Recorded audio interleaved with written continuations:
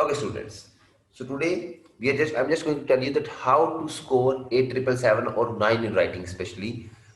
We will just discuss the tips or the things that examiner considers just while checking our writing. Prior to teach you anything, I would just like to share some of the things that how our writing will be checked, how our writing will be assessed, and then we will learn those things. If any of you have just appeared in the exam, they might have observed that the sheet, the answer sheet, the paper on which you will have to write the writings part will be like this. It is the front page and it is the second page of the sheet. Back page, we can say, back side.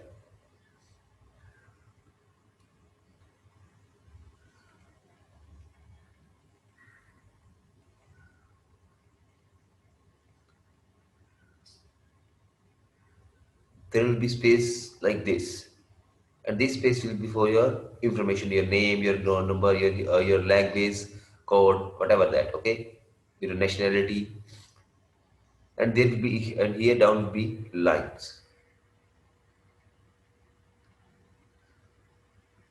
Like a notebook, it will be there. So there will be lines. The back page there will be also lines. But here at the end there will be a particular section and it will be written here that do not write here. It will be written do not write here. Okay, and there will be written examiner first and here there will be written examiner second. Additionally, there will be some boxes. The first box, the second box, the third box, and the fourth box. And there will be some boxes below as well. One box,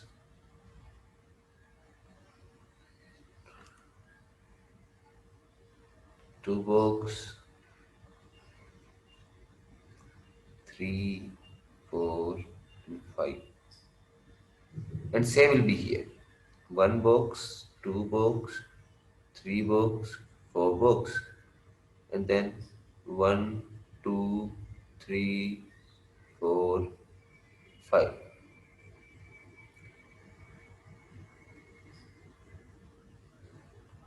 There will be no division of this, but I'm just making it just to teach you well. This line will not be there.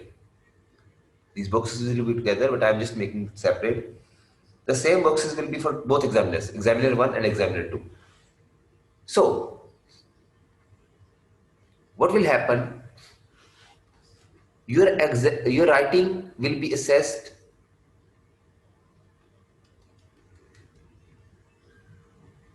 by the examiners at a quite high level.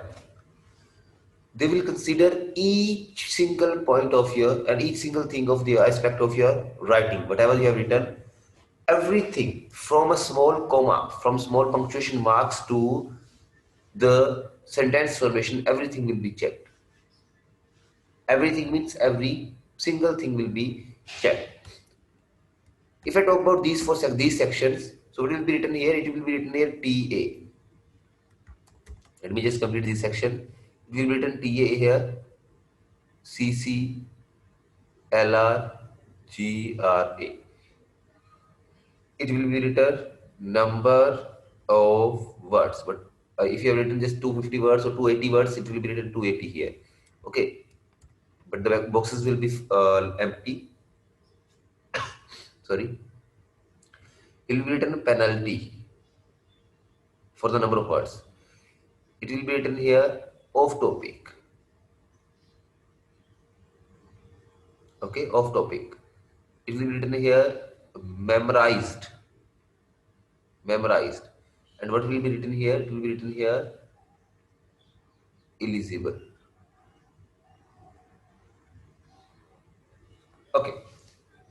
What is TACCLRZRA?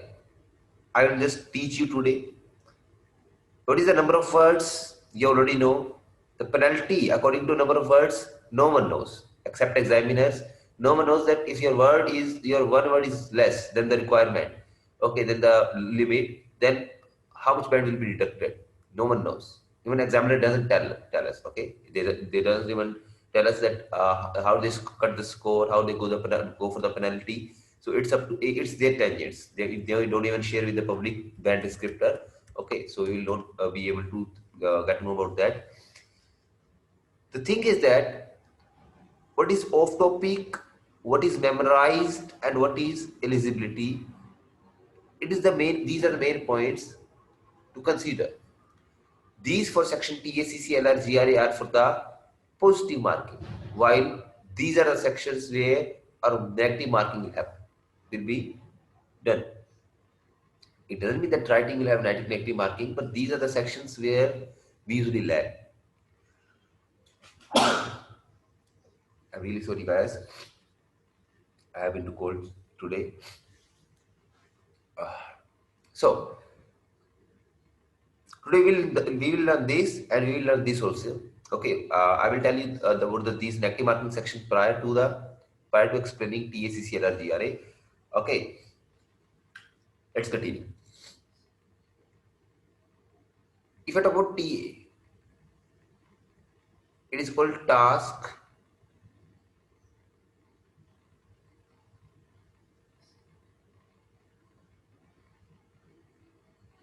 achievement. If I talk CC, it is called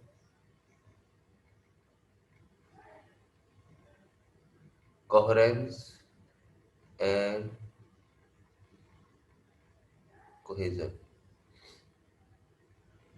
If I talk about LR, lexical resources. And if I put GRA,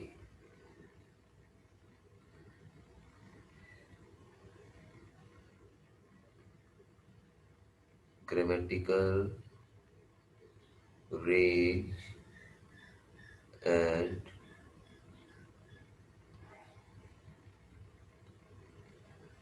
accuracy. Okay, and another sections are, let me repeat here.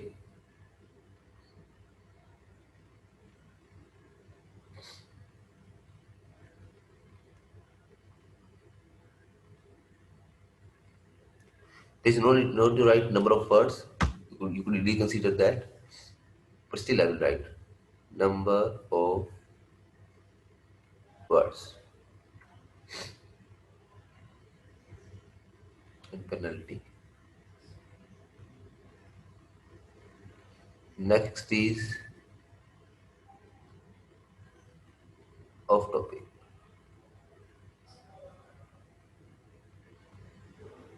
memorized,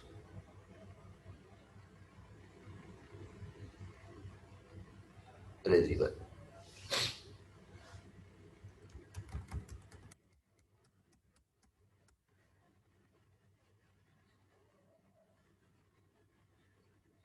Eligible.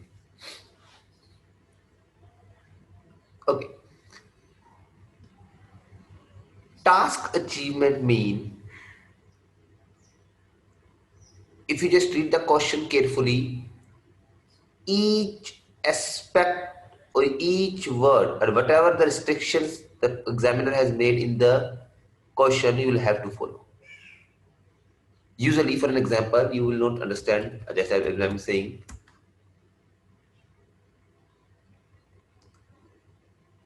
Let's just wait for a minute. Just wait for a minute. Let me just go to next screen actually. I would just like to go to the next screen, but it is not possible like the same.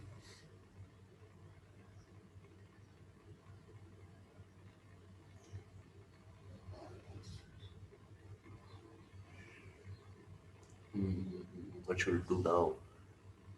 Stop share. Don't worry.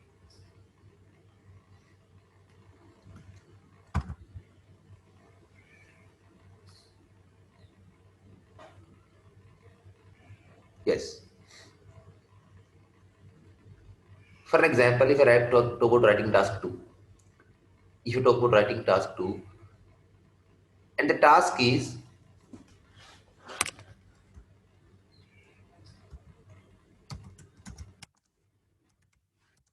in many developed nations,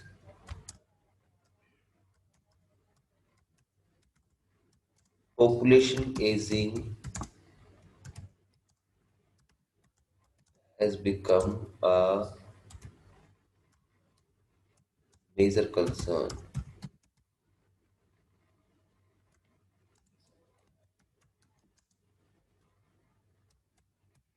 What factors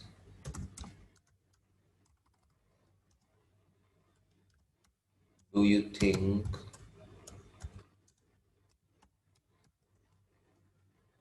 lead problem?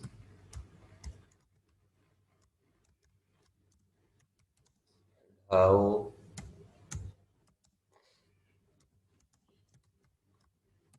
it could be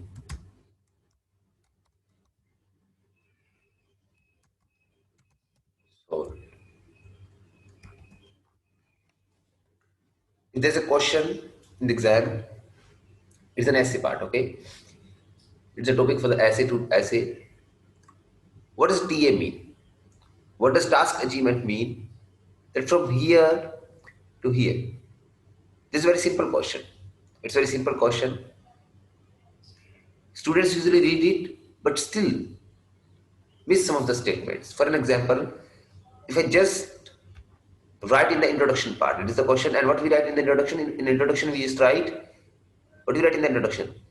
It is our general topic. General topic is population aging. Okay. For an example, if it is an introduction paragraph, in introduction we just usually write general topic and specific topic. Do you guys know? Does everyone know this? Everyone. Does everyone know this? Very fine. Ravi Kapoor sir, don't you attend the classes for writing task 2 in the morning on Monday and Tuesday? Don't you attend the thesis classes?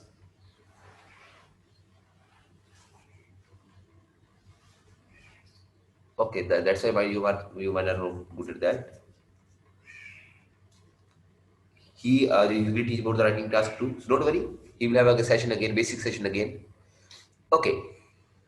Altogether, in introduction, we will have to give the simple introduction that, of course, I'm going to tell you. Don't worry, I'm going to tell you. What we write in introduction, we usually give the simple introduction of our question. What is our question? In many developed nations, population aging has become a major concern.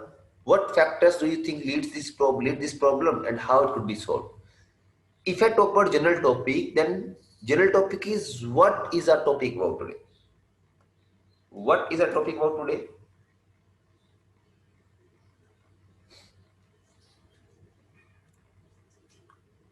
What is our topic today about?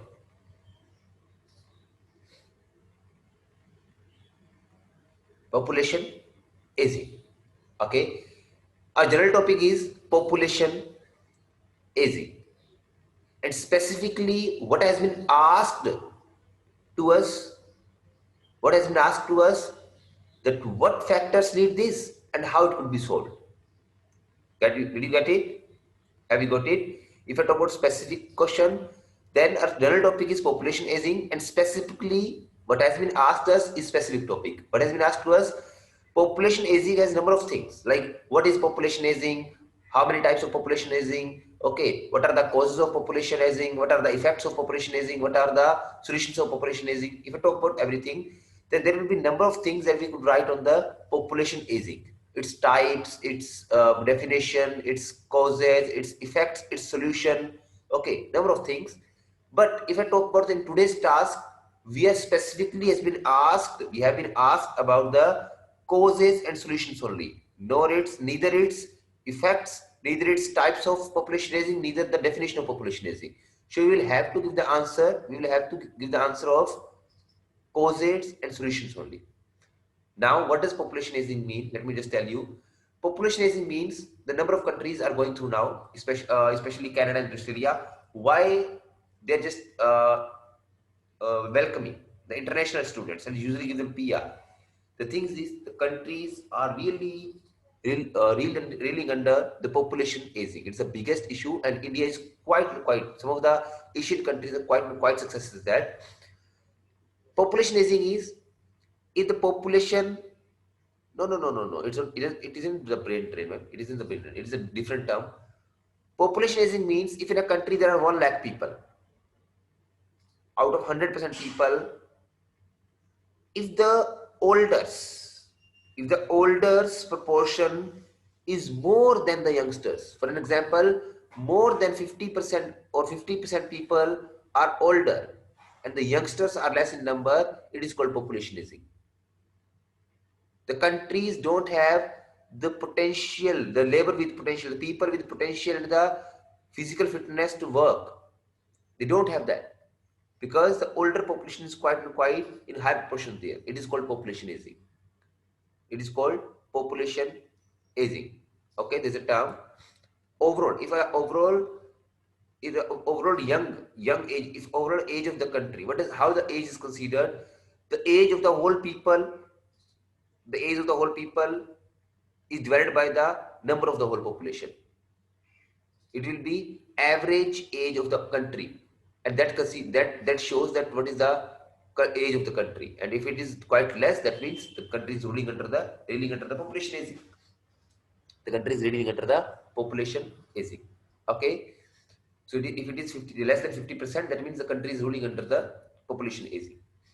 Or sorry, more than 50, more than 50. So let me just again tell you. Has everyone got it that what is the specific topic? Usually there is a topic given in the first sentence and then some of the questions are asked regarding that. What are the questions has been asked? These are called specific topics. These are called specific topics. What has been specifically asked to us regarding population aging is our specific topic. But general topic is still population aging. Is it okay? Everyone, is it okay? Very fine. Now, sometimes the question comes, pollution is increasing day by day. Let me just consider. Sometimes the question comes, pollution is increasing rapidly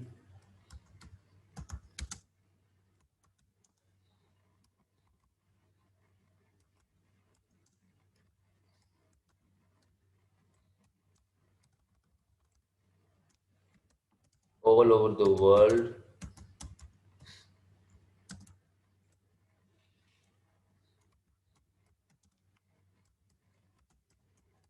Some people, let me just go for the simple first. What are the effects and how this problem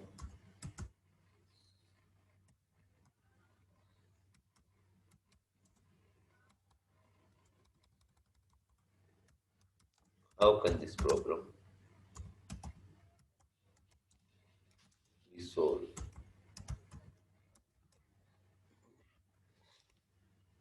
This is the question.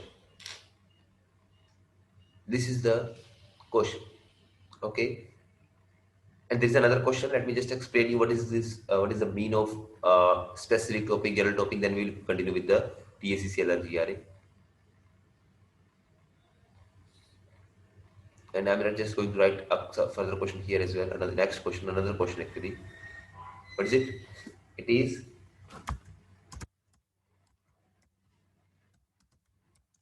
pollution is increasing rapidly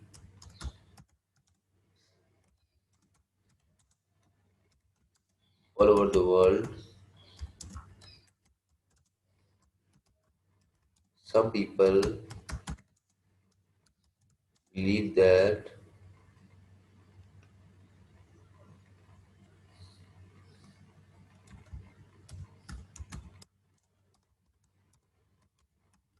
Vehicles are the main cause of this issue.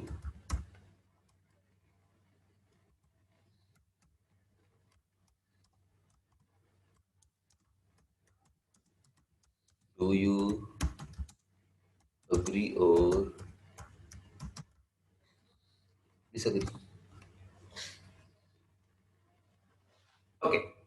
Now you'll get to know how, in your evaluation, that what does general topic, specific topic, and such kind of things mean. If I talk about this question, the question that we discussed earlier,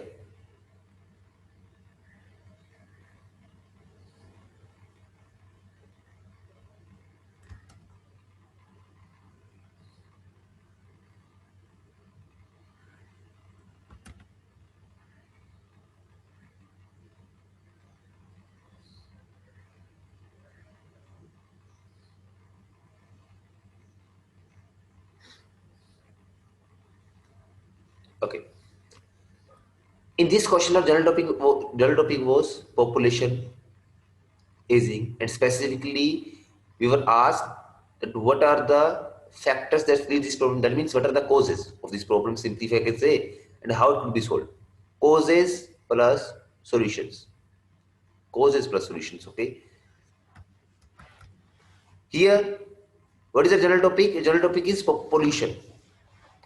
Our general topic is pollution. That pollution is increasing rapidly all over the world. What are the effects and solutions? Now, effects plus solutions has been asked to us.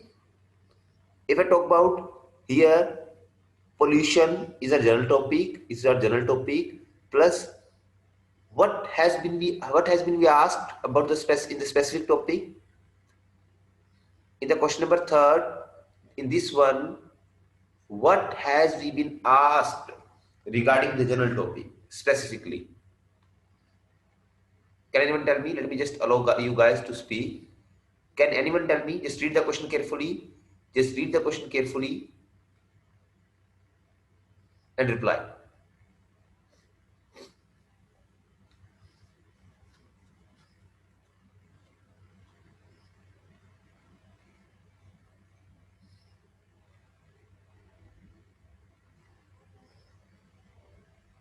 Ravikpur said causes of increase for pollution. Sandeep Chaudhary said vehicles are main cause. Is there a question?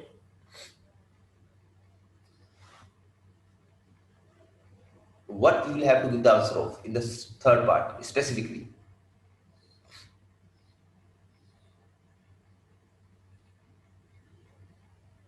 This question seems quite easy. This question seems quite easy, but indeed it isn't. But indeed it isn't.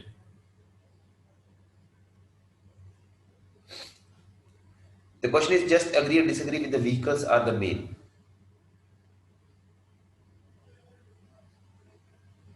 Very fine.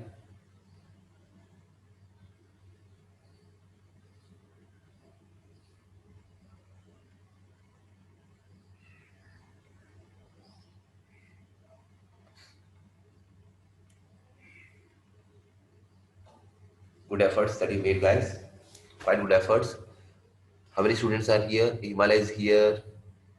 Praveen Kaur is here. Sandeep Chaudhary is here. Ravi Kusar is here. And Kloshe is here. Very fine. Let me just tell you that what has been we asked. In these two questions, it is quite clear that what is our specific topic. Here, causes and solution, and here, effects and solution. But if I talk about the third part, usually we get confused in such kind of questions, and the questions really comes in the exam. The questions that come in the exam are quite confusing sometimes. Quite confusing sometimes. In this part, a general topic was pollution. There is no need to be worried about that. But if I talk about specifically, it wasn't that some people think that vehicles are the main cause. If I just read the question, it was just a situation made. It was just a situation was made here. A specific topic was here. Always after the topic, whatever the question is asked to us, whether it is what are the effects and problems, what are the solutions, what are the effects and solutions, what are the causes of solutions, these are called specific topic. Here, do you agree or disagree is a specific topic, but with what? With what? This is also the specific topics part. The question or specific topic is that do you agree or disagree with what? It is a specific topic. With what he is asking us to you agree or disagree. With what?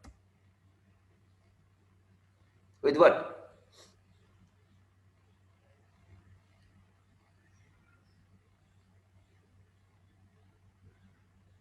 Yes, yes, yes, yes, yes.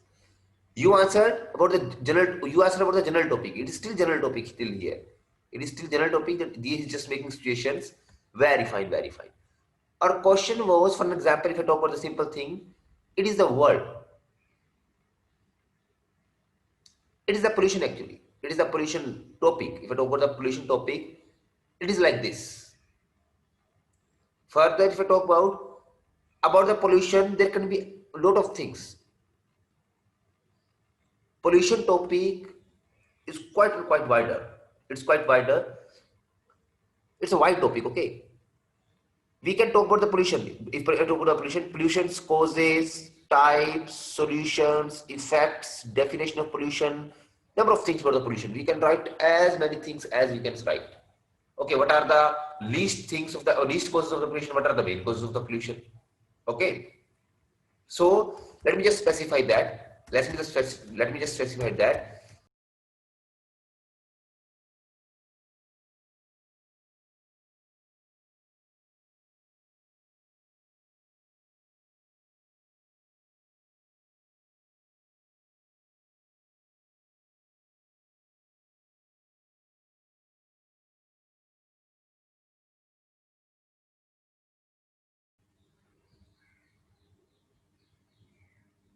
Sorry, students, the voice was cut. Actually, there's a network issue. There's a sudden a break in the Wi-Fi connection, the fiber. I don't know why, what is the reason, but still, it caused. Am I audible to you?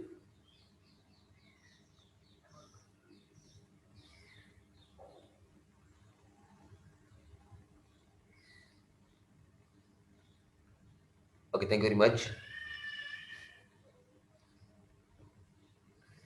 So, where we were,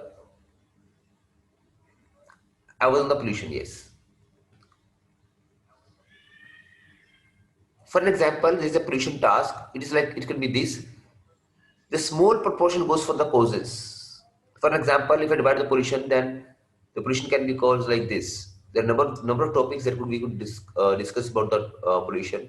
Number of things will be there like this. Okay, this. We can talk about pollution's definition. This portion is pollution's definition. Okay. We can talk about pollution's definition plus its effects on environment, on people's lives, on this and this, whatever is that. Okay. Its solutions. It could be there could be number of solutions. Okay. The types of pollutions. That how many types of pollution is there. Okay. And then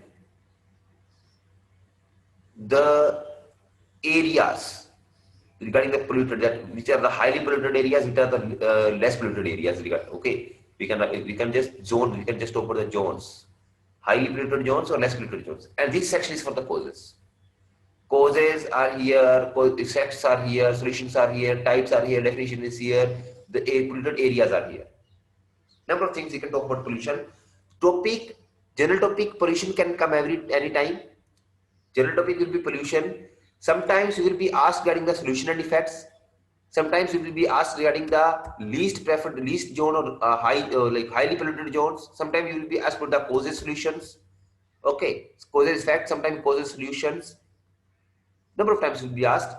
But in this topic, what was our topic? Our topic was, what was our topic? Let me just write it here again. Our topic was pollution is increasing rapidly.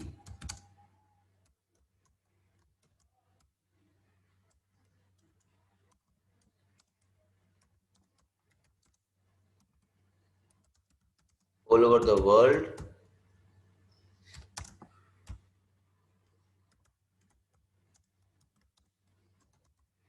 Some people believe that vehicles are the main cause of this issue. Do you agree or disagree?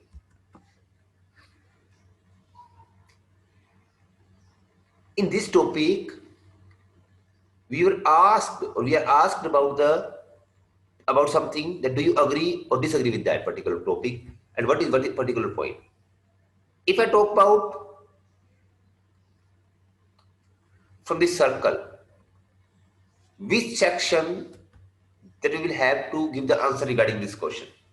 Effect, type, pollutions, definition, solution, with this and this. There is a which section, this is the causes section, okay. Which section that will have to stuck on to give the answer of this question. That pollution is increasing rapidly over the world. Some people believe that the vehicles are the main cause of this issue. Do you agree or disagree?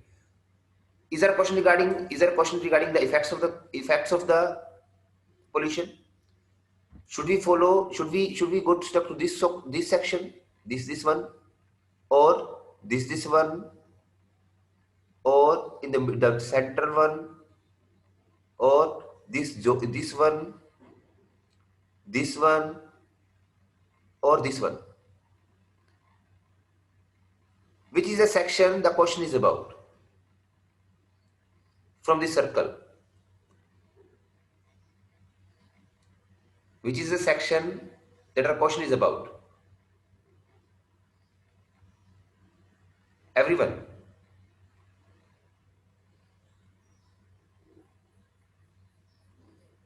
Are you getting my voice?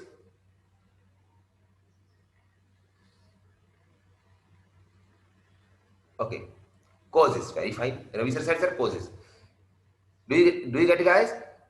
The question is about causes, but we can't talk about the causes, that this is the cause of pollution, this is the cause of pollution, this is the cause of pollution. Whether a topic has been specified out of this circle, a topic, the pollution topic is like the quite bigger, it's quite wider. Whether we have been restricted regarding the causes only, but there is a limitation, there is a restriction also. Now it will be clear that what is TA. The restriction is not that you will have to talk about the causes. In the causes, there are a number of things. There are a number of things in the causes as well. It will also be divided into a section. It will be also divided into a section. The main cause, the least causes, the causes that contribute the least. Okay, all the causes, or anything else. You can say anything of the causes also. Now, a topic is about the main cause only. A topic isn't about the vehicles. Just read it carefully. A topic is not to discuss the vehicles are the cause. It is definitely, it is clear, it is an undeniable fact that the vehicles are the cause of the pollution. But a topic is specified for the main cause. A topic has been specified to the main cause. What is our question now? Read carefully. The question is, pollution is increasing rapidly all over the world. Our general topic is pollution. Some people believe that vehicles are the main cause. Do you agree or disagree that vehicles are the main cause of this issue? So what do you need? If you say this, I agree with this statement, you will have to prove that how the vehicles are the main cause. No, you will have no to tell. There is no need. If you just discuss that how vehicles create pollution, it will be incorrect. If you just say, sir, vehicles just exhaust toxic fumes, okay, some of the gases into the environment, then environment get polluted. You are just telling that the vehicle is the cause of the pollution. But our question isn't that. Our question is are the vehicles main cause of this issue? We will have to prove that, sir, as comparison to the other causes of the pollution like industrialization, deforestation, whatever the other causes are, whatever other causes are, vehicles are the main question. Vehicles are the main cause. So we will have to prove if the vehicles are the main cause or not. Are you getting my voice? Are you getting my point? That what I want to explain. It is our specific topic. It is our specific topic. If we just a single, now let me just tell you, our pollution topic is this much bigger. There are number of sections into it, and we just get to know. We got to know about from this statement in the middle one. We got to know that our topic is regarding the causes. So we specified ourselves. We specified ourselves to the causes also. But later on, we got to know that the topic is not about the causes only. We have been specified to this only particular section about the main causes of the pollution. So now our essay of 250 words at least will be completely based on this particular criteria only. This section, this triangle only. If we just go out of this, if we just go out of this, then you are just not going for the right task achievement. Now let me just listen carefully. Just listen carefully. If you are just breaking the specific topic boundary, your topic, specific topic is this. Your general topic is this bigger one. Your general topic is this bigger one. It is your general topic, and your specific topic is this one. This is the triangle about the pollution. This is the pollution. This is your general topic, but specifically you have been restricted to be in the limit of this triangle main cause. So you will have to, if you just disagree with the statement, sir, I disagree, that vehicles are not the main cause, then prove that how vehicles are the not main cause. But still you will have to prove the main cause, if it is or not. If you disagree, you will have to prove that, sir, another thing is the main cause. Again, your topic will be stuck at proving that what is the main cause of the pollution, not the causes. Not the causes, we will have to prove what is the main cause. So if you just go, let me just listen to me carefully. If you just prove, if you just be in the limit of this, then you are okay. Your general topic is pollution, very fine, and you are just writing the essay on this particular triangle, main causes, it will be okay. There will be no bad deduction. But if you just cross the boundary of this, that means your task is not going to achieve completely, because you have been asked something else, but you are replying something else. Okay, then your band score will be deducted in task achievement. But if you cross the limits, boundary of the pollution, if you just go out of the pollution topic, sometimes it happens. Not in the pollution case, sometimes even we don't be in the limit of general topic, we cross the general topic. We just go beyond the general topic, then you will be off topic. Do you remember that there was a thing that was named as off topic section in the negative marking areas? Do you remember, guys? Do you remember? There will be two things, general topic and specific topic. If you are just crossing the boundaries, you are talking about pollution. But you are talking about the effects of pollution, solution of pollution, or the causes of pollution. Then your off topic will not be the section that where your bad score will be deducted. The bad score will be deducted in the task achievement. But if you just cross the boundaries of pollution, then it will be off topic. Your question wasn't that. Even in this question, the question given to us, even in this question, topic is pollution. The general topic is pollution. If you just cross this boundary, you are off topic. There will be band deduction in the off topic part. And I know it doesn't mean. Let me tell you one thing more. Let me clear you something. If you have just written the task from introduction to conclusion with body paragraph 1, body paragraph 2, body paragraph 3, and conclusion. For example, you started from writing this introduction, general topic, specific topic, GT, specific topic, ST. Here you gave an idea to prove that vehicles are the main cause. I agree with the statement. Your topic, your main idea was right. You were writing, you were on the good track. You were just proving that vehicles are how the vehicles are the main cause. You were just proving, but in the middle, you just wrote a line. You just wrote a line that wasn't regarding neither general topic nor specific topic. Neither general topic nor specific topic. Sometimes, while explaining this point, we write a single sentence that is neither regarding the general topic nor specific topic. Here, the band score will be deducted in the section of off topic. The thing is not that. What I just want to tell you, if your idea is correct, it doesn't mean that if you are just going for the wrong ideas, that will cause you deducting the idea, sorry, deduction of the band score in the off topic section.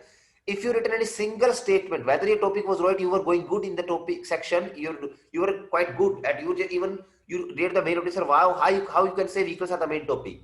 You justified that as well, and you gave an example of that as well. You proved that, but in the middle, if there is a single statement that is not regarding the topic, that neither represents to the reason proves the or regarding the that main cause, that vehicles are the main cause, nor about the pollution. If you have written a single extra thing, single extra sentence that is not regarding a topic, neither specific nor general, that means your band score will be deducted for the single statement in the off topic section. From one first word, from here to here, each word, each sentence should not be regarding the general topic. Each sentence should be regarding the specific topic. And this is the criteria that we will have to follow while writing essay. And same is in the task one as well. So just think carefully how many mistakes usually we make. We are restricted to write 250 words on this particular section, this triangle. If you agree, then you will have to prove what is the main cause. You will have to prove the main cause, that what is the main cause in 250 words. Is it possible, guys, easily? Is it easily possible to prove only that vehicles are the main cause in 250 words by writing particular main idea, this one, then justify that in an example. Then again, the second idea here with justification and example. Is it possible to write on this, be on this particular topic for 250 words? Definitely, but still we find the essay easy. We find the writing easy. Sir, we know how to write. You know, guys, how to write. But still you are not good, you are not getting score because you are quite bad at TA and off topic section. You can never be. Even I, not only you, even I sometimes go out of off topic in exam. Then it goes. I have been caused number of times that I have been sometimes the question is quite confusing. Earlier it used to happen earlier, not now actually. Now I'm quite careful about that. I usually, what do you think, guys? If I go to the exam now, do you think, you can't even believe, in the last exam, it was about on 27th April 19 when I appeared in the GT exam. After that, even I didn't go for the academic as well. Probably this one, or in Jan 2020, I gave the exam or not? No, I think no. This is the last exam I remember. What happened? The task one was the task first letter was quite difficult. Essay was easy, but I chose to attempt the letter first. It was my biggest mistake. What did happen? It happened in task one, I was confused because the restrictions were too much. It was specified till this and this. For example, this was a topic that you have to write a letter to your organization. The topic was quite congested. The topic was this bigger, okay, but specifically we'll have to discuss for this particular topic, a small one. It happened to me. Restrictions were more over there. Restrictions were more and more and more. I was totally confused that how the topic can be that much, I can say, narrow, that we don't have even content to write on that. You guys don't consider that, but I consider that and I spent 48 minutes on writing task 1, and I chose to attempt it first. Only 12 minutes remain to writing task 2nd, and I completed it. But still, the BP 3rd, I didn't write actually. That was quite meditated to write. I just directly go for the conclusion. Even the only single sentence, the first sentence of the conclusion I just completed, then my sheets was snatched. My sheets was snatched. That you can't write more. The time's over. And I scored only 7. I spent 48 minutes on this one. 48 minutes. If you just miss the conclusion of the writing task 2, it will cause you scoring less 5 or half band less, I think, half or 1 band less. Even I didn't write BP3. My response of the task was not clear over there that where I am standing, because in BP3 I usually give my opinion side, and that I had to miss. So I directly go to the conclusion that to prove myself that what is my opinion, but in conclusion it is not like good at all to explain your opinion in that. When task when I go for that, when I went for that, and it caused me only 7 scoring 7 in writing in general topic, general task. Okay. So this is the mistake that I made. But still, I spent 48 minutes to just understand. I spent almost 25 minutes to understand the topic first. Then what is the topic, how to make the ideas, how to write content on that, how to do this and this. 25 to 30 minutes I spent on that, and then the next 12 to 15 minutes I just wrote the task. And finally, I get to the conclusion that sometime it happens, the task is quite narrow, and that time I was quite sure. No, it's not compulsory. Actually, we usually plan first.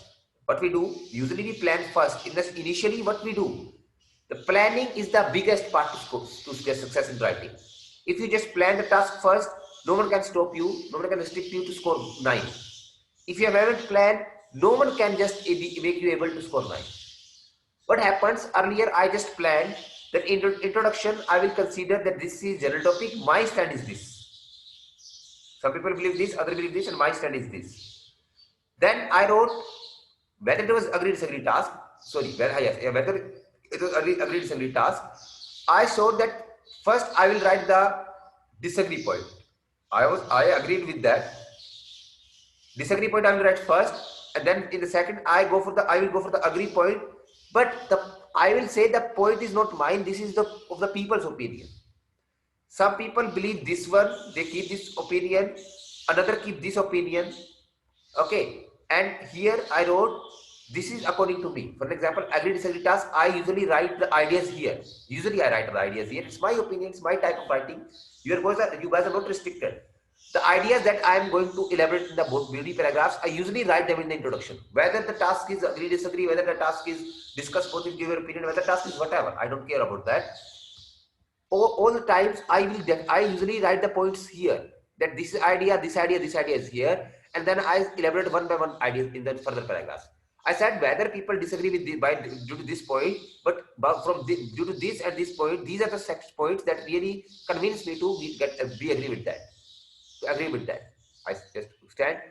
So the points that I have just written here in the introduction are mandatory to elaborate in the further paragraphs, and that is why you guys are not told, or you are not taught to write down your points here. Why? Because if you have just written some of the points here, 3 points here, but later on you are not able to neither elaborate them, or you still have less time to write down the ideas, your bad score will be conducted, because the points you have written in the introduction are mandatory to be elaborated in and justified in the body paragraphs. So I made the biggest mistake. I write down the point here. Earlier I planned, I wrote the point briefly here, and I explained only 2. Third I missed. So where is my stand? I said these 2 sections lead me or convince me to agree with that. But where is my next second point? I just explained one only, and even after that I didn't even complete my conclusion also. Got it? Got it, Praveen ma'am? It's up to you that how do you, it's not compulsory to write BP3, body paragraph 3 is not mandatory. The thing is that how do you present yourself? How do you just plan your task earlier? How do you start your task? If you have just written here that I'm going to explain these 3 points over there, you will have to explain. Okay, so this is what that happened to me, and this is what why this is the point that why students usually don't get score is the biggest reason, because you guys are not specific at your point. You guys don't be specific to your point. You usually go out of topic. Not you, a lot of students, even some of teachers, even I sometimes go off topic, but usually I will have to, that in this situation I will have to spend, I will spend, if I go to the exam and the situation comes to over there, I will spend whether 50 minutes on particular task, but I will not go incorrect. I will check that if the task 2 is set easy, I will attempt this only with 10 minutes only. I will attempt this on 10 minutes only, but I will not go wrong. Because I am a teacher, I have scored earlier. But for you guys, it is mandatory to manage the time as well, plus to go for the specific topic as well. Okay, so it was the topic that it is the thing that what is the task achievement, and the second is not task achievement is bigger point actually. If I talk about the task achievement, then again, as per as same as the pollution, the task achievement is this one, and I have just talked about only a single section of this. The remaining sections are also there for the writing task, for the task achievement. This is a task achievement. This is the only thing that I just go to be on the specific topic. To be on specific topic, this is the task achievement. The first point of task achievement, and second, third, and fourth are here, or maybe 2 or 3 are also there. I will tell you what. Okay, but the section of off topic I have already explained it. That what does off topic mean? Is it clear to you guys? Is it clear to you? So if you just follow this criteria, whatever I just tell you, if you be with the specific topic and complete your 250 words on this particular topic, proving that if the vehicles are the main cause or not, then your task will be achieved and there will be no reduction of the band score in the off-topic section. It will lead to your score. It will lead to your score. Okay. And for an example, if I talk about TACCLRGRA, TACCLRGRA, out of these 4 sections, if I talk about the band score, if I divide the 9 into 4 equal parts, then 2.25 bands are for PA. This section contains 2.25, 2.25, and 2.25. Okay. And if additionally, if I talk about these sections, I can say if your task achievement is not right. For example, if you haven't been to the specific topic in one paragraph only, BP1 you write in quite good way, BP second you went off topic. Not off topic, you just didn't write the right idea. You didn't be with the specific topic, you just explained the topic, some of the general topic. Okay. And for an example, this section, the band score of 1.5 band score will be deducted. For an example, out of 9, 1.5 band is deducted here. Or okay, or in the situation, if your task achievement is right, if you have written both of the points in a good way to specify, just to explain or just to justify that the vehicles are the main cause. If your point ideas are right, but unfortunately you have written 2 sentences only of topic in the middle of the paragraph, definitely off topic will have some of the band deduction. There will be band deduction in off topic section. For example, 1 band score is deducted there due to some of the words in conclusion or introduction. You just wrote some of the out of topic words. If 1 band score is deducted, your band score will be out of 8 now. And out of 8, to score 7, in writing, you guys need to save 1 band. And it will overlap. You will score 8 only in the situation when there is no any single mistake in grammar. There is no punctuation mistake. There is no grammatical error. Okay, and even the grammar range is quite good. Complex, compound, conditional, all of the sentences, all types of sentences are over there. Variety of the grammar is quite good. The vocabulary is of the high advanced level and the suitable vocabulary is used. 100%. 100% is this, 100% is this. Coherence and cohesion is 100%. Then you will score 8. And do you think it is possible for you guys to be 100% in CC, LR and GRA? Do you think it is possible for you guys?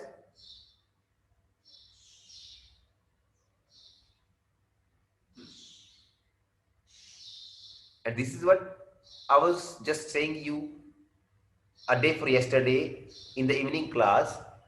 that I don't think so that the way you guys are practicing, the time you guys are spending in the classes, or the guys you guys are making practices in this, if you're just following the same way, same pattern, the same thing, you will score 7 in writing. It is possible for you guys, but after a long time, not overnight. It's not the game of the overnight. Okay, so you will have to be quite serious about that. Okay, now go next. There are a number of things you could score.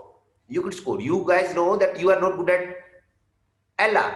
You guys not good at our GRA. Don't be worried about that. But why we are not being good at TA and CC?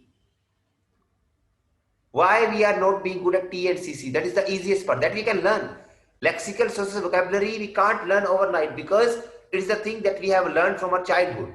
And even 90% of you students are good at vocabulary, usually score 7 in writing, in LR, but not 9. But not 9.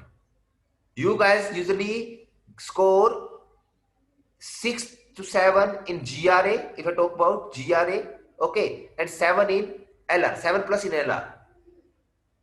What causes you guys need to learn the grammatical parts, and I told you, go for the youtube videos, tenses, punctuations, comma, exclamation mark. What is there that you can't even learn from the YouTube? If I talk about the grammar, apart from that, you should guys just go for the grammar class from 6:30 to 5 to 6:30. If you are weak at the grammar, go for the grammar class from 5 to 6:30. Okay, this is the section that you need to improve. LR section, there is no need to learn more. But about TA and CC, you guys can be 100% over there. You can score 2.25 of 100% of 100 of the 100 out of 2.25 out of 2.25 in TA, and the same in the CC as well. And that is what I will explain you, that what is the TE, what is CC. And today I have explained in detail a particular single section about TA, that how to achieve your task. And this is where till now you guys were lacking. Am I right or no? In TA, you guys are lacking behind till now. Before the day of today, before the day of this class, before the time of this class, you were not good at TA. Have you got it, guys? Have you got it? You guys were not good at TA. And now I have just explained only single point of the TA task achievement to you. Now, so we will learn, we will apply. We will learn, we will apply. We will learn, we will apply. At TA and CC, you guys will have to be 100%. And after that, if you just lag behind in LR or GRA, it will cause you to score 7, not 9. It will cause you to score 8, not 9. But if you are not being good at TA and CC, and there is no denying that you can't be 100% in the LR and GRA. So you are just getting it deducting, you are just making your bad score deducted in all 4 sections. But be quite and quite good, be quite and quite good in 2 sections at least, TA and CC. And this is where you can be. This is where you can be, whether you are not good at grammar, whether you are not good at English, but still in thinking ideas, being on the specific topic, you guys can do that. Everyone can do that. There is no restriction, it's not a big deal. It's a cup of tea for all of you guys to be on specific topic, but don't go off topic. Am I right or not? Am I right or not? It's quite easy one. It is quite easy. Am I right? The thing that I've told you today about the task achievement, isn't it that you can be good at? It is. You can be good at this easily. So you will have to just think the way that you think about the tasks ideas.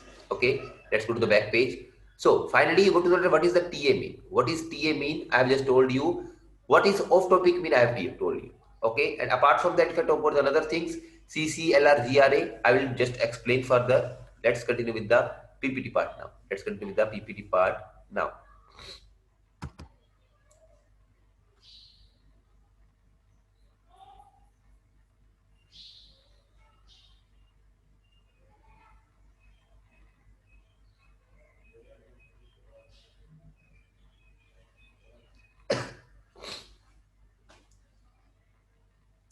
Okay.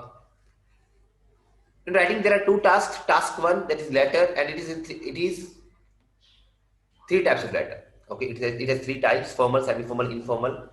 But if I talk about writing task two, in essay, there are five types of questions: agree, disagree, discuss an opinion, questionnaire, comparison, and only opinion based. Okay, usually these are of three types.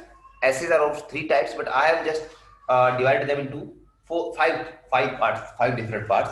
Okay, let's go further. Writing general, how to score? There are only two things required to score 9. Today I'm just talking about writing task 1 only. Okay, the class will start from writing task 1 and then we will definitely move to the writing task 2. Automatically, they will be simultaneously going together. If I talk about scoring 9, only two things are required. The first is difference among formal, semi-formal, and informal. If you know that what is the difference between formal, semi-formal, informal, this is the first key to score 9 in writing task 1. And the second is the explanation or detailed knowledge of band descriptors. What is PA, CC, LR, GRA? These are the section where, according to which, the examiner just assess your writing.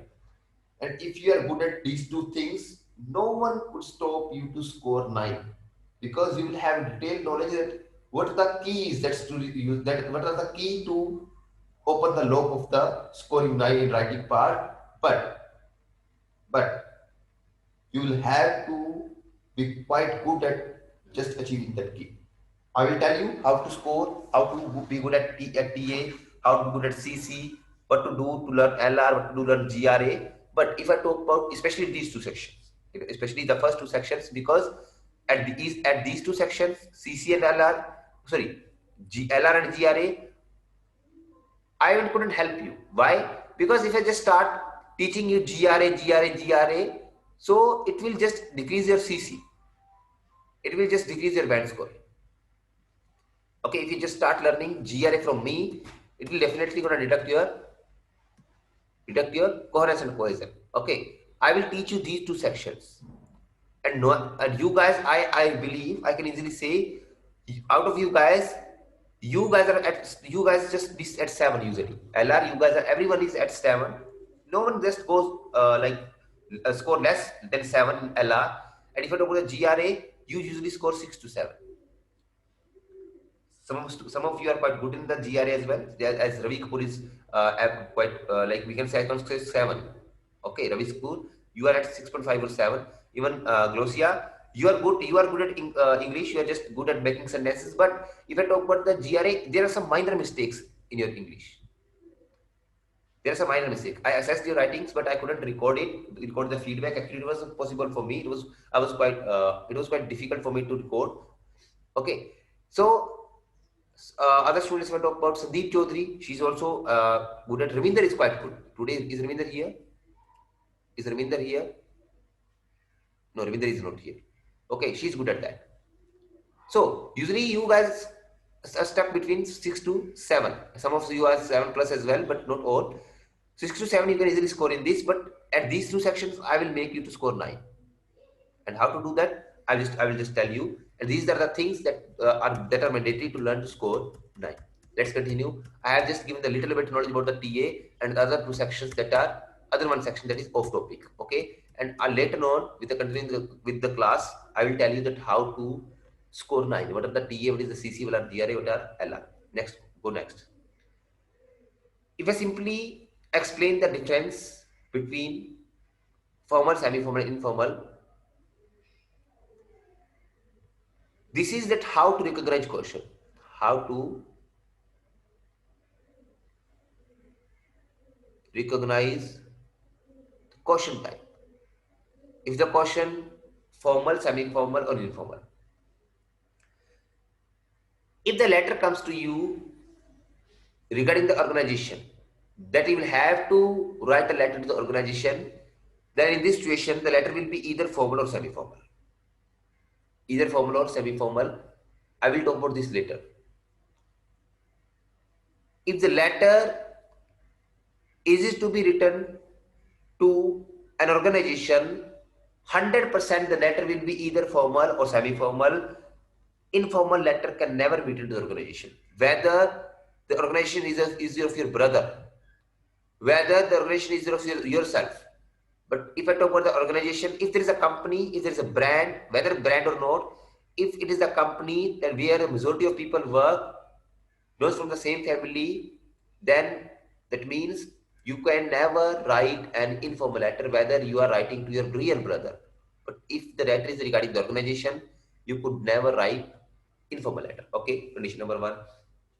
Secondly, to the organization, if you the person that to whom you are writing a letter in the organization, if that person is unknown to you, if that person is unknown to you, always the letter will be written formal. It is in the formal sense, not in this one. If the person is unknown to you, you are writing a letter to the organization, the letter is regarding organization, and the person had person in where the person in front is unknown to you, the letter will be formal. But if the person is known to you, then there will be conditions. If the person is unknown to you, there will be 100% formal letter. But if the person is known to you, then it depends that what is your position in respect to the another ones. If the person is at highly respected position, like you are working as a manager or working as an employee there, and you're writing a letter to the owner or CEO, whether you're a normal public person and you're writing a letter to the owner or CEO, definitely it will be at quite respected position, then you will have to write formal letter. But if you are an assistant manager, if you are an assistant manager and you are writing letter to the manager, moderate position, moderate position difference, then you will write semi-formal letter. And in this situation, either you can write dear sir or madam or name as well. It's up to you. But not all of the questions name is written. Number of times in semi-formal letter we will have to write dear sir or madam. But in a formal sense, 100% dear sir or madam will be salutation. Salutation means starting. It is called salutation. Dear sir or madam will be written. Semi-formal, what will be written? Dear sir or madam, or you can write the name as well.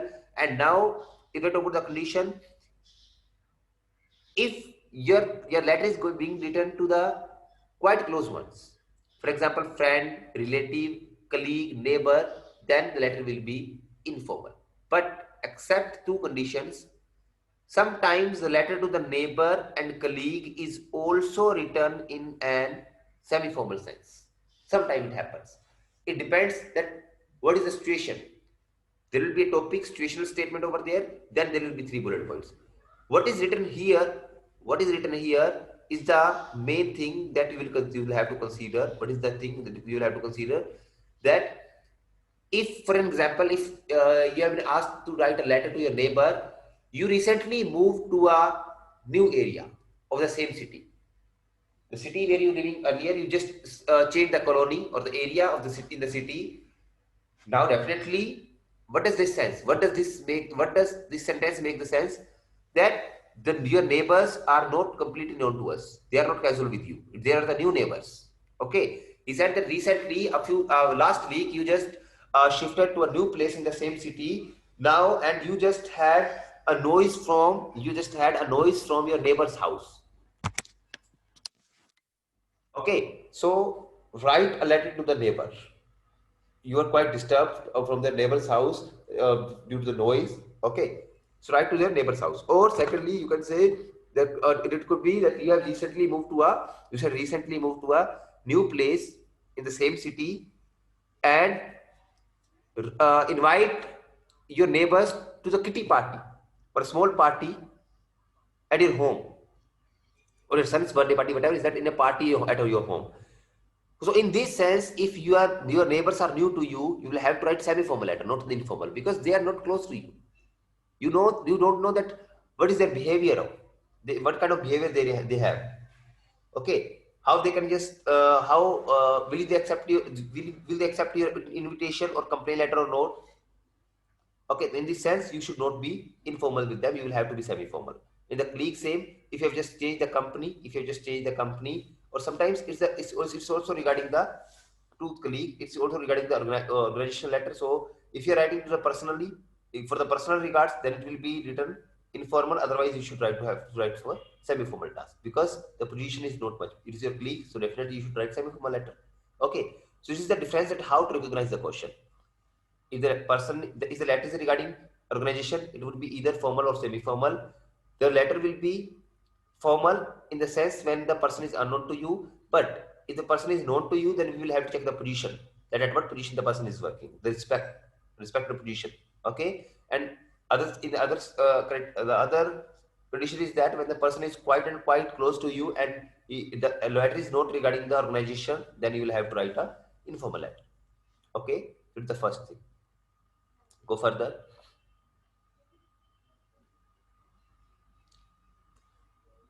There are some points, 9 points actually, that differentiate informal from the formal and semi-formal.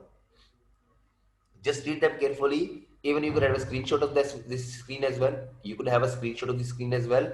And next, the video will also be shared with you. The video will also be shared with you. In the informal letter, in the informal letter, you can use colloquial words or expressions. What are they? You can use colloquial words and expressions like cheers, chat up, easy now, all right. Such things are called colloquial expressions. But in formal and semi-formal, you can't use that. In informal, you can use contractions like to cannot, you can write can't. Don't do, you can write don't. Do not, you can write don't. I am, you can, there is no need to write like this. You can write simply I am. You can write. But in the formal or semi-formal situation, you can't use contractions. You can't use contractions. No contractions. Okay. Here you can use abbreviations like short forms. Government, you can write this. USA, you can write this. But in the formal sense or semi-formal sense, you will have to write in the United States of America or in the United States. You should write GOVERNMENT. You can't write TV. You will have to write television. You can't write photo. You will have to write photograph. You can't write photo. You can't write pic. You will have to write picture. Okay. But here you can write whatever you want. Short forms, don't worry. Now, these are three sections that do or don't do. Do or don't do. Okay. Next, the informal letter is always written in the sense of first, second, or third person. You can write any in the reference to first person, second person, third person. But if I talk about the formal or semi-formal letter, then you will have to write. You should try. You should try to write in the reference to the third person. How many of you know that what is the first person, second person, third person mean? How many of you know what is the meaning of first person, second person, third person?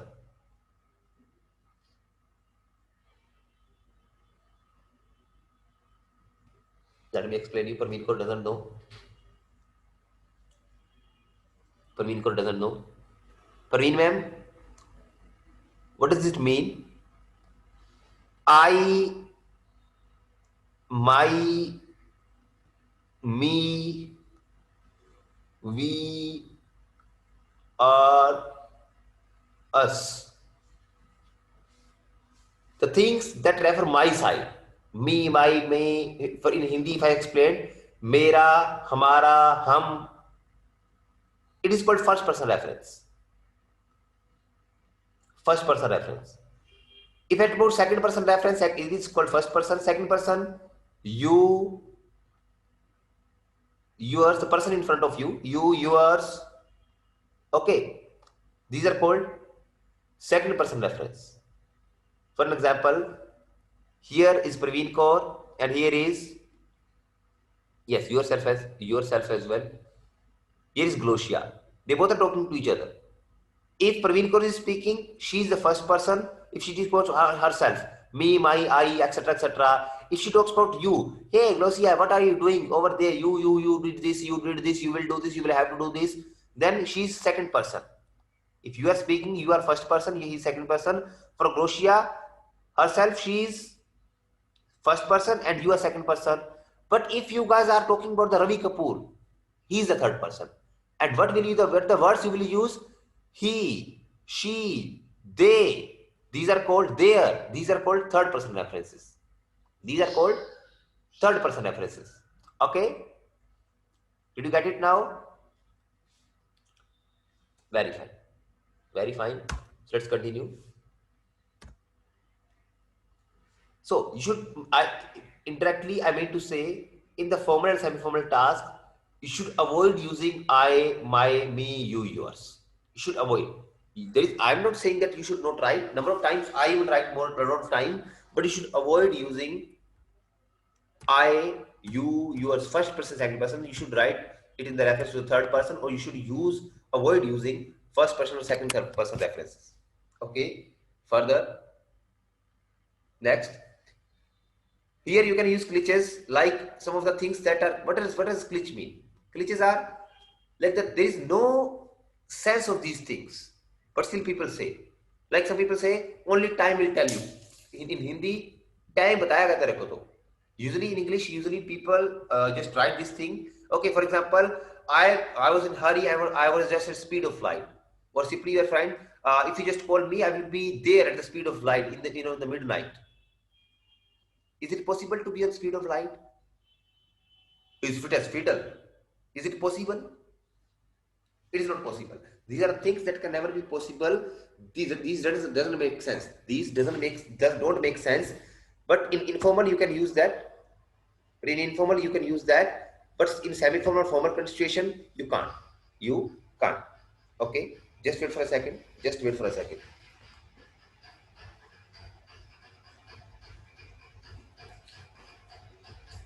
Yes. Okay, so in informal letter you can use glitches but not in the formal or semi-formal. Here you can use imperative voice like small sense words like be quiet, take care, okay, go out, close the door. Simple too. It's like, what is then be quiet? It is not a complete sentence. It is just a imperative voice. What is complete sentence? You should be quiet. You should be quiet. It is a complete sentence. Subject is there, helping verb is there, then you used verb be. But if directly say be quiet, it makes sense, but only in informal letters, not in the formal sense. Take care. What does that mean? Take care. It is an imperative voice that the word sentence is not complete. What does imperative voice means? It isn't written in the complete sentence form, but the meaning is the same. The meaning is the same, but we can use only these imperative voices in informal letter, not in the formal one. Okay. In a formal sense, you should take care of yourself. This is the complete sentence to be written in the formal or semi-formal. It is not in the imperative voice mean. If I write thus, you should take care of yourself. It is not imperative voice. Now it is the complete sentence. What is imperative voice means? That without a complete sentence, writing complete sentence in a short form, if you say take care, it is called imperative voice. So you use it here. Here you should not use that. Avoid using. Not avoid using. You should not write that. The next is informal letter. You should use active voice sentences, but here you should do passive voice sentences. This is the part that you guys need to learn. You should learn this part from the grammar, from the online. Usually you guys make mistakes. Glosia, you just usually stuck here in the active voices and passive voices. Number of times I have checked your writings. In a number of people, I usually see that you guys are quite bad at active and the passive voices. Simple thing is that in passive voice, only third form of the word is used. On third form of the verb is used. Third form. Go, went, gone. It will be used gone always. In the passive voice. Passive voice is just can be made, this can be written in the form of if the verb's third form is used. Okay? But usually you guys just write first form within the passive voice. You make the sentence passive voice, but you use first form of there. You just usually go. Usually write go. No, instead going. Sorry, gone. Go further. Okay, so just read this section from YouTube. Next is Short and simple sentences you should use in the informal letter. Short and simple sentence structures. But if I talk about the formal and semi-formal, you should use long and complex structures. Long and complex structures. Here, the structures should be short and simple sentences with, okay, and here this letter, formal and informal letter should be written with long and complex sentence formations. Okay, here you can use exclamation mark. What is it is called exclamation mark?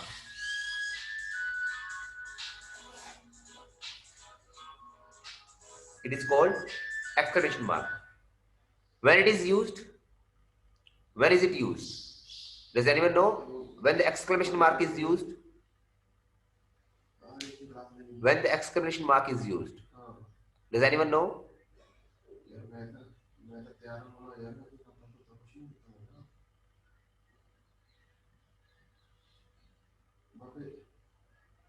Does anyone know?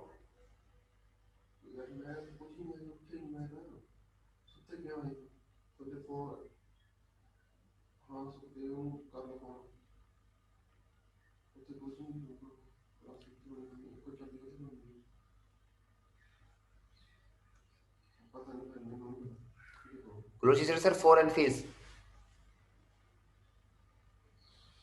Not for and face, a kind of.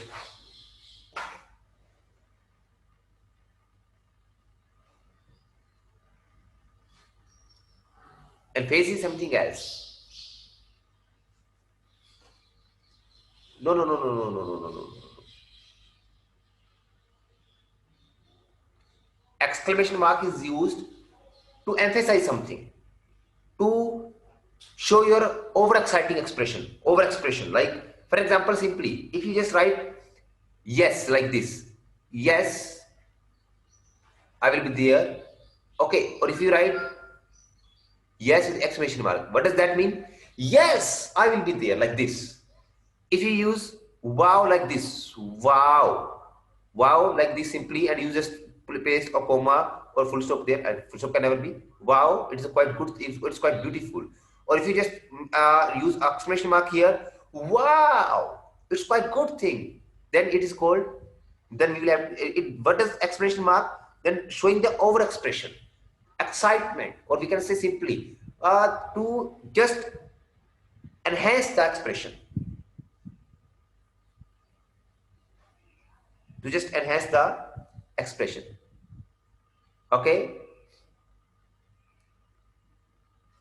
okay guys.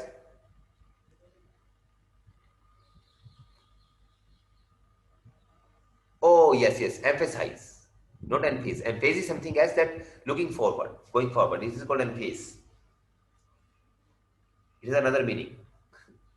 To emphasize, okay, to just to show your expression. So it's the exciting words, excitement, such kind of expressions we can only just show to our friends. Can you just show this expression, wow, like this, can you be like this in front of your, or to your boss, to the owner of your company, or to your manager? You can't. Obviously. So the exclamation mark doesn't make sense in the formal and semi-formal letter. In the organizational letters, if I talk about the personal letters, like to your friend, to your family members, they can use make such kind of expressions over there. So this is just show to this is just to show your expression over there. Okay, it's all about the formal, semi-formal, informal tasks. 9 points. Did you get it, guys? Have you got it? Very fine. Actually, if I talk about the TACC LRGRA, it is not possible for us to learn it in the one-day journey. It is not a one-day journey. So please tell your preferable time. Should we continue this class on Monday, Tuesday also at the same time? Should we continue?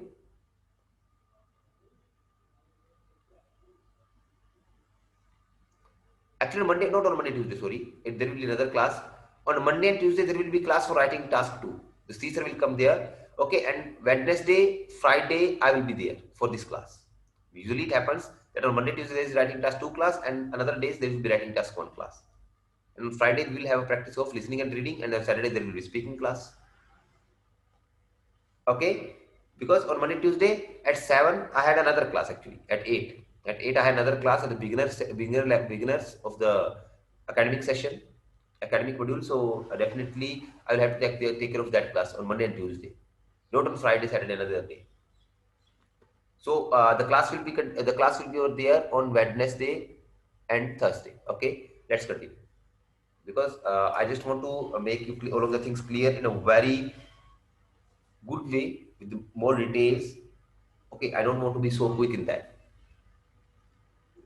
Next, there are other 6 ways to differentiate these. I've just talked about the 9 things earlier, and there are six other ways. One is repeated like three contractions, and the other is repeated. And other senses that there are six different ways or six different ways in which you can differentiate formal, semi-formal, informal from each other. Now, earlier it was on the behalf of contraction, abbreviation, or colloquial words, expressions, exclamation mark on the behalf of that. On the basis of vocabulary, you can also differentiate the formal, semi-formal, informal. That what type of words are formal, what type of words are informal. You should which type of words you should use in the formal letters, informal letters, and semi-formal letters. Okay, it matters. For an example, I will just explain you later. I will explain you later. The second thing is the style of writing that accepts abbreviation or contraction. This what I have already explained you. This I have already explained you that when to use abbreviations and when to use contractions. Abbreviation means short forms etc, that are like this, that are IE. Okay, and usually you use government like this, government. So you should not use in the informal. So you should use these in the formal, informal, not formal and semi-formal. Okay, contractions like can't, don't, I am, I will be, I would. Okay, so these things. Next is emphasizing words. It's also particular. It's also like a good point. Emphasizing words, not emphasizing mark is different thing. Exclamation mark, emphasizing words are different thing. Okay. Next is phrasal verbs. You should also use phrasal verbs. Very important. Okay. The further is sentence structure based. The sentence structures are also different in formal and semi-formal letter. The sentence structures are also different from each other in formal and semi-formal letter. Okay, and what the letter expression vary depending on the style of writing. The expressions are also over there.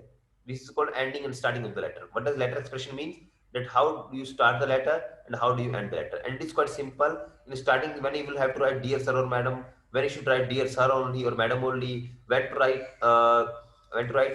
name, okay, and at the end when you should write yours faithfully or sincerely, this and this. This is called expression of the letter, that how the letter style is written.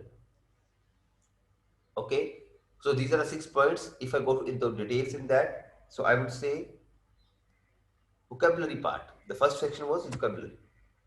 The first was vocabulary, that on the basis of vocabulary, how can we differentiate formal, informal, and semi-formal letters? He said words that we use to convey message in our day-to-day conversation are informal. Simply just look at the sentence over there. The words that are used to convey the message in a routine life, are called are informal letters, while the words used in books, contracts, or business letters are formal. So be careful in using them while writing informal and formal letters. Got it, guys? The words usually that we use in speaking are informal, but the words that we find in the writing, in the reading, okay, in the letters, in the articles, in the newspaper, these words are these are formal words. Okay. For example, usually we speak lots of. Let me just have an example.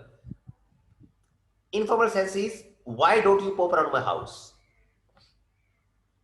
Informal is, why don't you pop around my house? What does pop around mean? What does pop around mean? It's an informal sense. It's an informal phrase. If idiomatic we can say. Pop around means visit or like roaming around. Roaming around. Okay. So in informal sense we can write this. But if I talk about the formal letter, then we will have to write, I would like you to invite to visit my house. The same meaning is the same. You are just saying a person to visit your house. To your friend you will write, why don't you pop around my house? But to an official person you will say, I would like to invite you to visit my home, visit my house. Okay, so this is the difference between this and this. So there are some number of words. There are some words that you should just look at, that what is the that makes formal and semi-formal sense. If you use help, it is not right at all. You can use help word in formal letters as well. But if I talk about the preference, then priority must be to the assistant. But assistance word is not used everywhere as the place of help. So if you find that the assistance word is right over there, and you should prefer it to write first. You should give priority to the assistance in formal letters, while in informal you should directly go for the help word. It's a simple word. Okay. Why is it gives a sense of informal anyhow or semi-formal, but the purchase word is either formal. Need, require. Priority should be given to this one. Priority should be given to this one. Get, obtain. Priority should be given to this one. Also, plus you should use the informal letter, while moreover or furthermore you should write it here just to change your paragraph. For example, you said that, sir, for example, you have problems with the roommate that you are living. For example, your letter is that you have been living, you have been given accommodation you are just living in a college accommodation hostel, we can say. Okay, and your roommate is not suitable, as he just you are just having a disturbance from your roommate. So just write letter to the college management or the hotel management, not hotel management, college, hostel management, that you just want to change the room. That bullet point is what problems you are facing. So usually we write, sir, the first problem is this and this, he makes noise, this and this, and secondly, he's no. First problem is that, sir, he doesn't belong to my stream. So I can't even ask any query. We can't discuss the topics. He's not from my stream. He's not from the same subject. Okay, and additionally, so what we write? You should write. You usually write, sir, and he also disturbs me. You use the word also over there to go to the next point.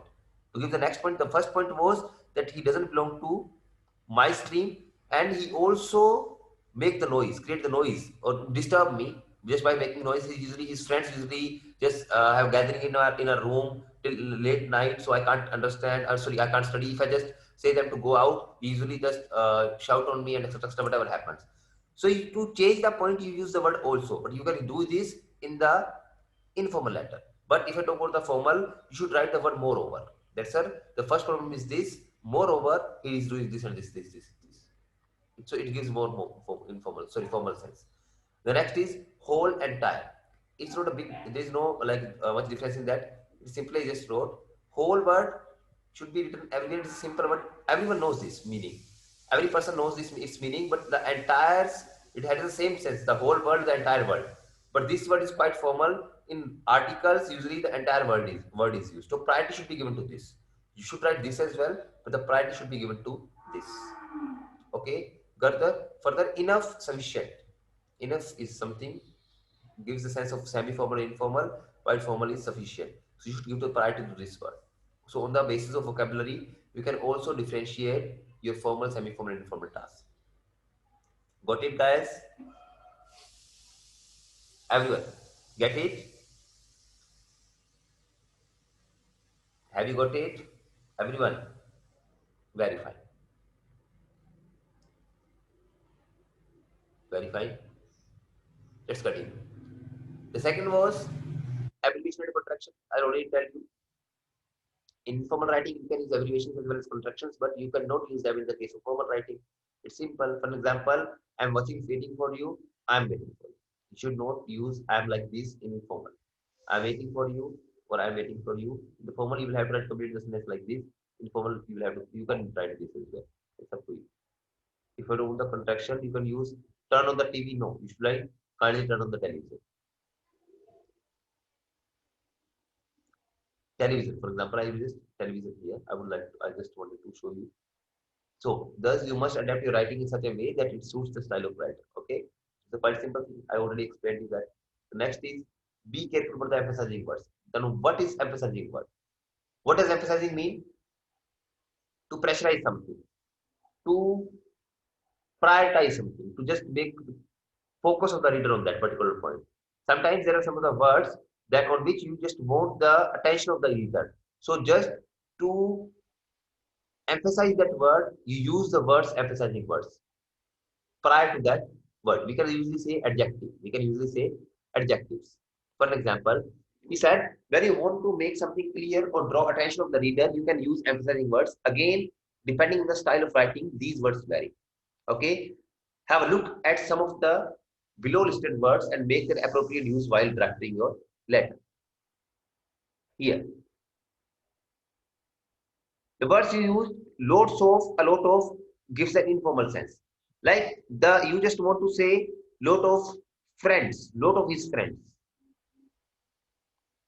For if I take the same example of the that you are living in a hostel, okay, and the roommate really disturbs you, or you are just having some problems with that person, so you just want to change. You are just about to say that sir, his friends usually visit our house, but to emphasize this, you use the word a lot of friends. You use the word a lot of friends just to emphasize that particular word, that the friends can be one or two as well, but a lot of means a bunch of friends, a host of friends. Okay, so just want to emphasize the word friend, his friends, and use just because of that you use the word emphasizing words in the form of, you used loads of or a lot of in the form of emphasizing words over there, just to emphasize that, just to grab the attention of the reader that sir, lot of people were over there. Okay, keep, so for example, you can write instead many, informal says many friends or much friends. Okay, many friends, you can write numerous, multiple, sorry, not multifarious, numerous, enormous, you can write over there. Okay, if you use heaps of, instead in formal you should write a number of. Instead using totally informal, you should use completely. But in informal, you can use totally as well. If I wrote really, you should write definitely. It will really help you. No, it will definitely help in informal sense. Okay, so these are the words that really emphasize the words connected to that, or emphasize some of the sentences just to grab the attention of this. For example, it will help you, or it will completely help you. It will be completely good. It will be good. It will be completely good. It will help you. It will definitely help you. Definitely is just emphasizing the word help. It will definitely gonna assist you. It will be. It will help you. It will benefit. It will benefit you. It will definitely gonna benefit you. Basically, like this. Okay. So these are the words that are used, emphasizing words, and how to use that I've just already told you. Okay, and you should use these words as well. You should use these words. Okay, guys, have you got it, everyone? After each sentence, just confirm me if you get it or not. Very fine. Let's go further.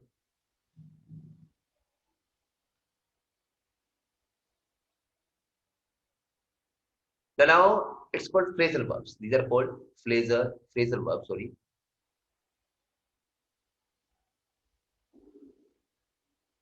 He said to avoid over formal language, and this is the thing. Very fine. In formal letter, what we usually do, we use over formal writing, and that sometimes gives, like, we can say, I forgot the word. It's quite simple, but I just skipped it from my mind. Artificial. Yes. If you use over formal language, it gives the sense of artificial language. That artificially you have written the letter. You are not formal that much, because no one can be 100% formal with that time. No one can be 100% formal. No one can be. So just to, but there is, I'm not saying that you should use some of the informal language in the formal senses. So that's why there is a, so just to give its originality, this naturality, just to give the naturality to the, to give the naturality, in order to give the naturality to the top task, informal task, the phrasal verbs are used. 99% of the phrasal verbs are informal actually. 99% of the phrasal verbs are informal, but there are some, or there are a few that can be used in formal letters. And what are those? I will just tell you. I will just tell you. Just wait for a second.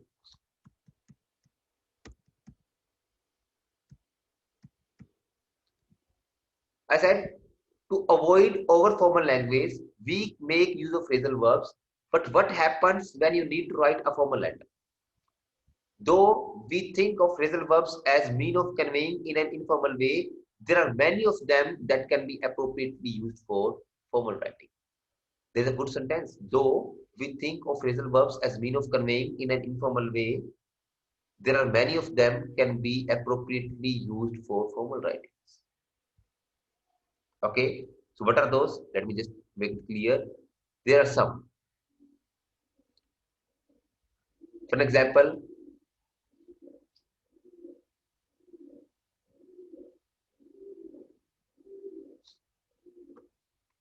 there is, we can write researchers did a survey. Researchers did a survey. Instead, we should, in formal letter, we should write researchers carried out a survey. The carried out is a phrasal verb that is used to gives the sense of like a kind of uh, a quite different sense of the language. A different sense of the language. It is called phrasal verb. There are a lot of. Let me just tell you. The next one is like adhere to. Adhere to. It's also a phrasal verb. What does adhere to mean? What does adhere to mean? Do you know, guys?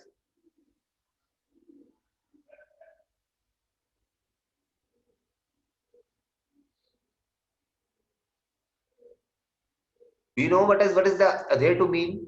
What is the meaning of adhere to? Obeying, we can say. We usually say, sir, you will have to obey the rules. Do you know what is obey mean?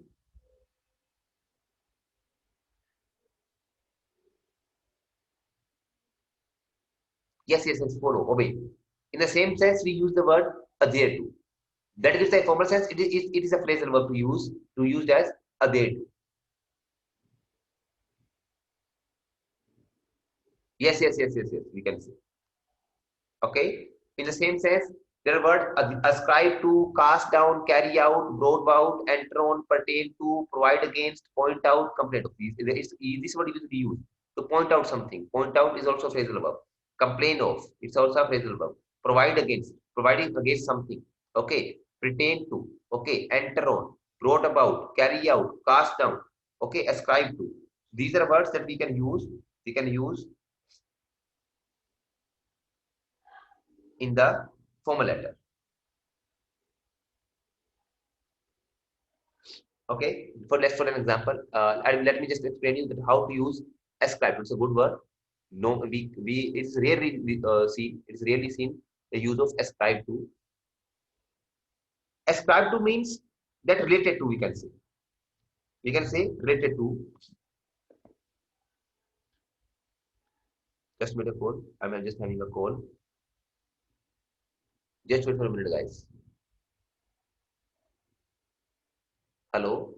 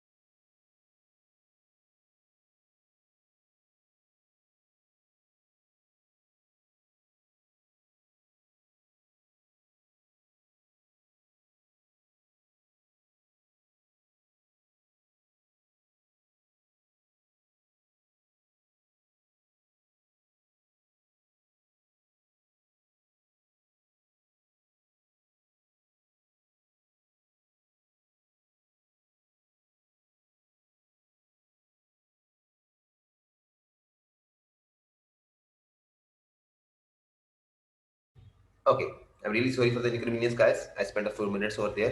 It was a call from home actually. It was emergency. Okay, so where were we? We were oh yes, we were on ascribed. Ascribed means related to something, something that caused something.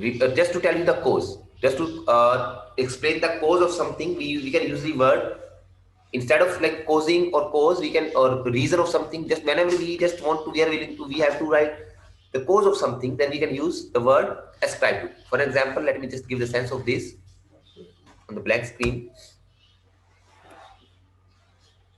If you just want to write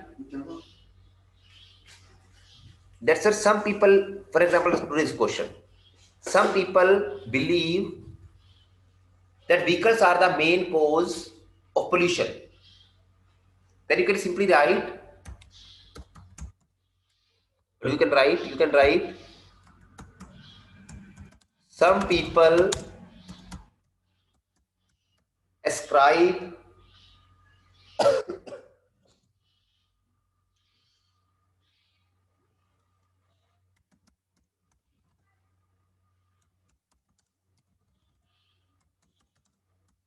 more use of vehicles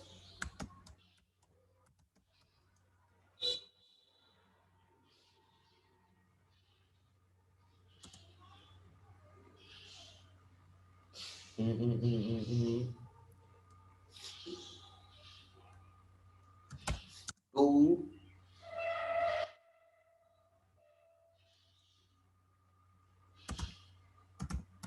rising pollution.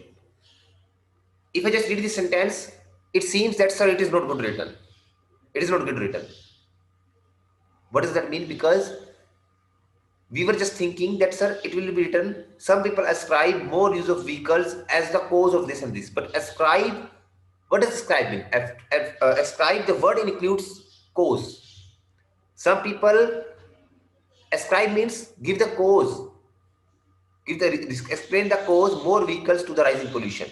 So ascribe word already includes that it is causing, it is the cause of something else. Okay, okay, did you get my point? If I make another sense, if I make another sense, other sentence, you can write,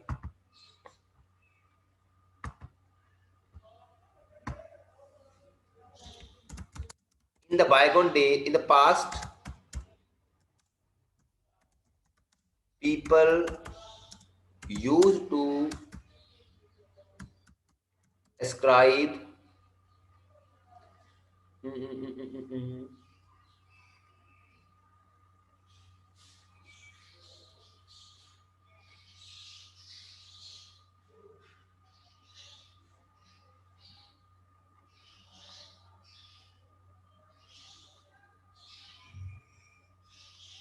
we should write anything,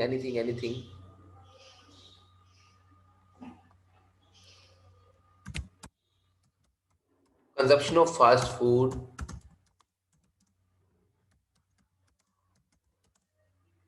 to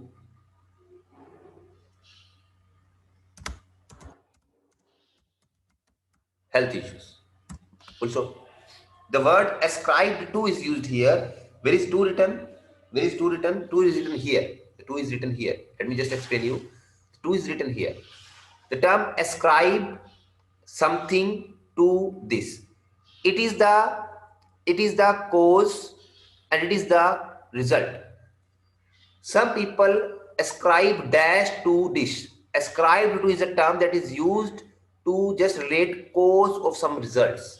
For example, in the past, people used to ascribe this to this. Did you get it? Did you get it? People used to ascribe consumption of fast food to health issues. Whether the used word is not here, you should write would. People would do this. Did you get it, my guys? The cause is used between ascribe and to. Between ascribe and to, the cause is used. Some people ascribe cause to result. Got it, guys? Got it? I ascribe something that I was just to think that it is cause to that is the result. For example, in the question of in this question, you said, no, sir, I don't think so, sir. I ascribe industrialization to this rising pollution. It's okay. Did you get my point? So the phrasal verb is to just change the sense of writing to the quite formal to the to some of the informal sense, to give the just to decrease the formality, just to just decrease the formality in the task, just to give its natural sense. We should write the phrasal verbs. We can use that, and it's a good one. Ascribe to, there to, these are the things that we should use in the writing. Okay, but not excess once or twice. Not excess once or twice. Is it okay, guys? Have you got to know that how to use a there to mean or ascribe to everyone? It's quite simple thing. This is the quite good. It's my favorite one actually. That's why I just explained you. It is my favorite one that I usually use ascribe to. Okay. So these are the things that you should follow. And today's the class is going to be over here because at 9 o'clock there is a beginner class as well. So all the best, guys. From Monday not Monday, Monday to the Wednesday. On Wednesday we will start the class from the same topic from here next to here. We will complete on that day like for difference between formal, semi-formal, informal, and later on we will move to the TA, CC, LRGRA. Yes, yes. Task two, TA, CC, LRGRA is same for the writing task one and writing task two. Task achievement, coherence and cohesion are the same for writing task one and writing task two. So I will explain you on that day. Okay, the class will run for 2 to 3 days more. Then we will have a real knowledge of this. So today I think that the things that I have just taught you, you were not aware of that earlier. Were you? I think that today I have just told you the things you were not aware of the things earlier. Were you guys? Were you? I hope no. I hope no. Oh, Sleep Jyoti said sir no. Praveen said no. Other students, the things that I have taught you, you must keep in mind and should always follow. These things just use. It seems good now to learn new and new and new and new, but when the things come to the apply, you don't apply, guys. Actually, number of great students apply, and if you start applying these things, definitely you're going to score 9 in writing, because these are the keys that examiner follows. These are the keys that examiner follow to score. Okay, so I'm just giving you the keys. If you don't know how to use it, I can't do anything. So I have just today explained you the phrasal verbs. So you should go to the Google, find some phrasal words and the meaning of there, that how to use them. Then it will be true. I have just told you that phrasal verbs are important. Not right in a big number. It must be used once or twice in a task. Once, I can say once. One phrasal verb should be over there. Okay, so you should use that. Okay, so have a nice day. Bye bye. I hope that you have learned a lot of things new today, and the class will continue on Wednesday from the same topic. Have a nice day. Bye bye, guys. Thank you very much. Welcome, guys. Welcome. Enjoy the day. And now at 11 o'clock there will be test. There will be test conducted at 11 o'clock in the Indian time. But for GD students, there is no time restriction. The task will be sent in the group. You can attempt them anytime as per your convenient time, at your preferable time, and you can send to the number. I'm just going to write here. It's 83068880823. Sorry, as per if I talk about the complete with the code of the country, you can write 0091 83068800823. It's the number. Okay, so you can use just WhatsApp all of the answers of the listening, answers of the reading, and answers of the writing on this number. You can just WhatsApp that. The answers will be checked. Your result will be declared. Have a nice day, guys. Bye bye. Thank you very much. The exam test will start at 11 a.m. As I said, you were informed in the group by message. Have a nice day. Bye bye.